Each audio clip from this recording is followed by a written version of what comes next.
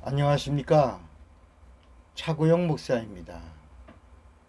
오늘은 예수의 이야기 쉬운 8번째, 쉬운 7번째, 뭐죠? 몇 번째인가? 쉬운 8번째군요. 쉬운 8번째. 눈탱이가 밤탱이 돼요. 제목이 좀 그렇죠. 쉬운 8번째, 눈탱이가 밤탱이 돼요. 이 말씀으로 예수 이야기를 하겠습니다. 저는 어려서부터 남자는 눈물을 보여서는 안 된다, 이런 교육을 받으면서 살아왔습니다.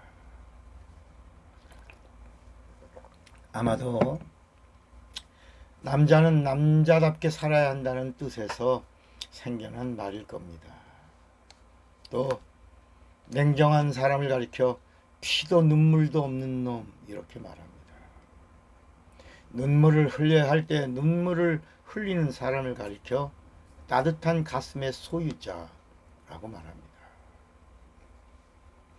눈물은 이 눈의 위쪽에 있는 누선에서 분비되는 약한 알칼리성의 액체를 말합니다. 사람의 눈물은 98%가 수분입니다. 눈물은 무색의 액체로서 안구와 눈꺼풀 사이에서 흘러나옵니다. 눈물은 눈의 각 부분을 원활하게 해주는 눈의 윤활유와 같습니다. 혈관이 없는 각막에 영양도 공급합니다. 각막을 보호하고 이물질을 씻어내는 청소 작업도 해줍니다. 뭐가요? 눈물이. 사람이 눈을 뜨고 있는 동안에도 눈물은 계속 분비된다고 합니다. 16시간 눈을 뜨고 있는 사람에게서 보통 흐르는 눈물이 0.6cc에 불과합니다. 그런데 눈 속에 뭐가 들어갔다거나 어떤 감정의 충동을 받으면 엄청난 양의 눈물이 쏟아집니다. 홍수가 납니다. 그리고 이물질들을 쓸어냅니다. 눈물의 분비 신경은 교감 신경과 안면 신경입니다. 여자의 누선은 남자의 것보다 더 큽니다. 그래서 여자들은 툭하면 눈물을 쏟아냅니다. 아주 펑펑 쏟아냅니다. 눈물이 홍수가 나서 눈왕을 넘쳐 뺨을 타고 흐르면 눈물은 신비해집니다. 그 눈물에 남자들의 마음이 약해지기도 하고 그 눈물 때문에 남자들은 뜨겁게 결단하기도 합니다. 사람의 일생은 눈물로 시작해서 눈물로 끝납니다. 태어날 때 응애 울고 시작하고 마지막에 눈물을 주르륵 흘리면서 인생을 마감합니다. 눈물을 흘리는 것을 우리는 뭐라고 말하냐면 운다라고 말합니다. 사람은 태어나면서부터 웁니다. 일생을 울다가 세상을 떠나면서도 웁니다. 왜 울고 왔다가 울고 가는지 아무도 모릅니다. 기뻐도 울고 슬퍼도 웁니다. 기분이 좋아도 울고 웃겨도 울고 너무 행복해도 울고 시도 때도 없이 웁니다. 한 사람이 평생에 2억 5천만 번 이상을 울고 간다고 합니다. 특별히 우리 한국 민족은 한이 많은 민족이라 눈물이 항상 넘쳐납니다. 목회를 하다 보면 귀신을 쫓을 때가 있습니다. 귀신을 쫓다 보면 귀신이 사람의 육체에서 나갈 때마다 눈물을 펑펑 쏟아내고 푸념도 구성지게 늘어놓다가 눈물이 마를 때쯤이면 간다 잘 살아라 이러고 귀신이 사람의 몸에서 쑥 떠나버립니다. 눈물을 흘리고 떠나버립니다. 귀신에게 예수의 이름으로 명한다 울어 그러면 엉엉 웁니다. 더 슬피 울어 임마 그러면 막 펑펑 웁니다. 원통하지 그러면 막 원통해 절통해.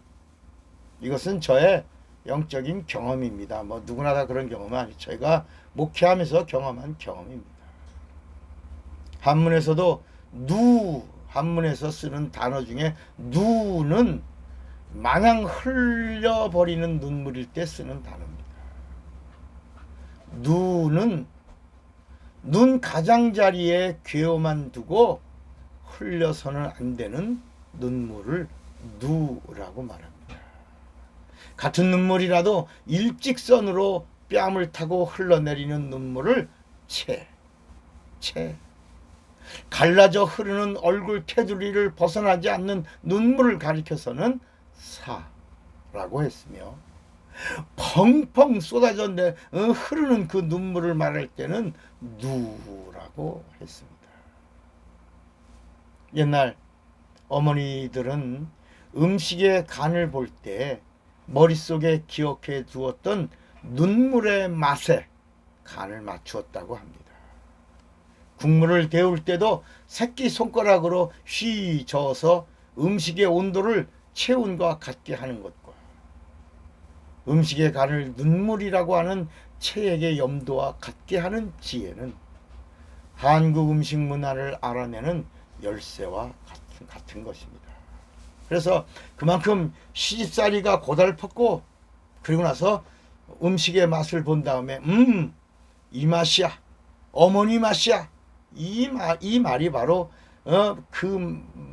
이 맛이 숨어서 울고 또 울어서 눈물의 맛을 익히지 않고서는 낼 수 없는 그런 슬픈 맛을 말하고 있는 것입니다.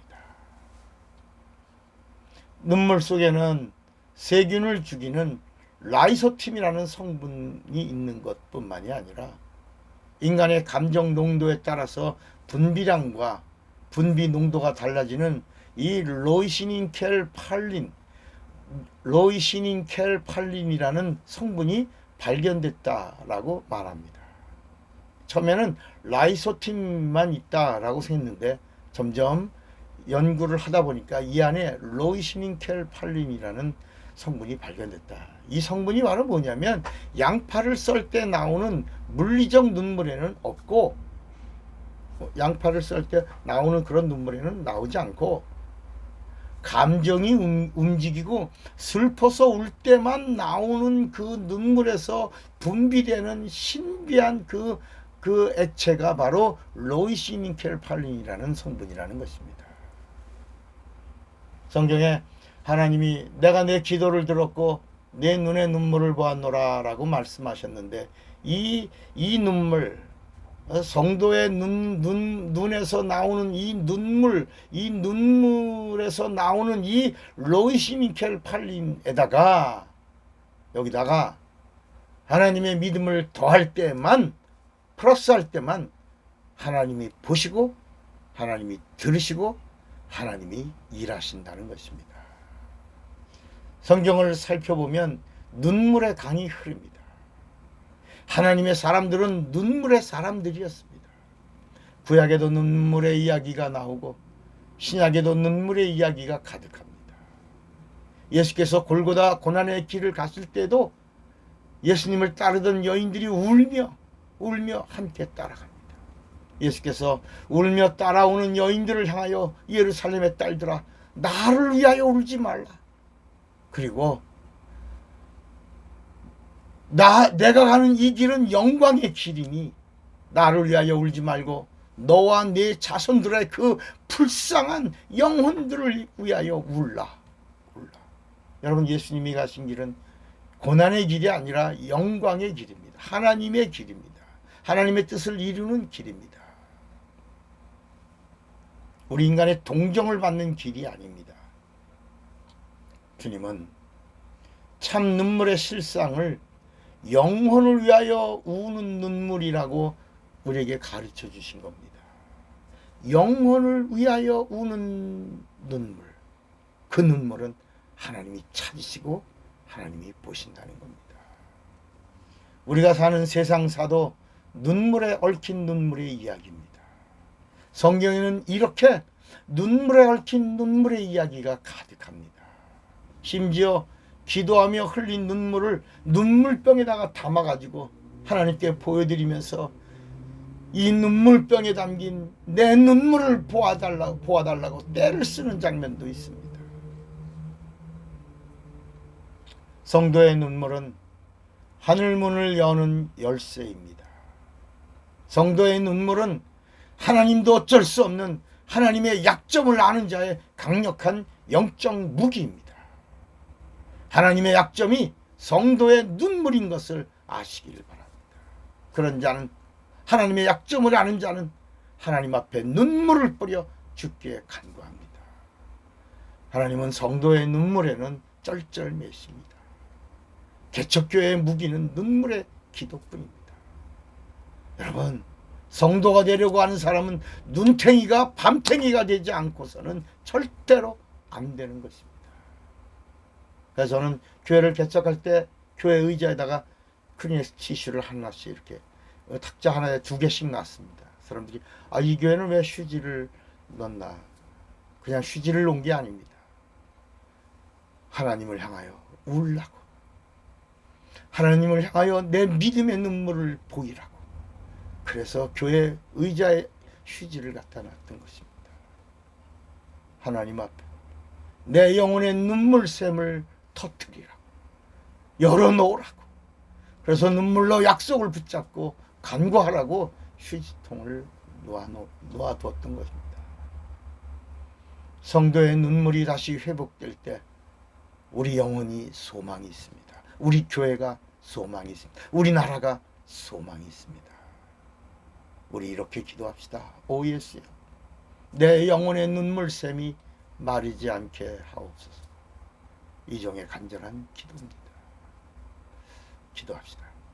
하나님 아버지, 내 영혼의 눈물샘이 마르지 않게 하여 주시옵소서. 예수님의 이름으로 기도합니다. 아멘. 사랑하고 축복합니다. 차구영 목사입니다.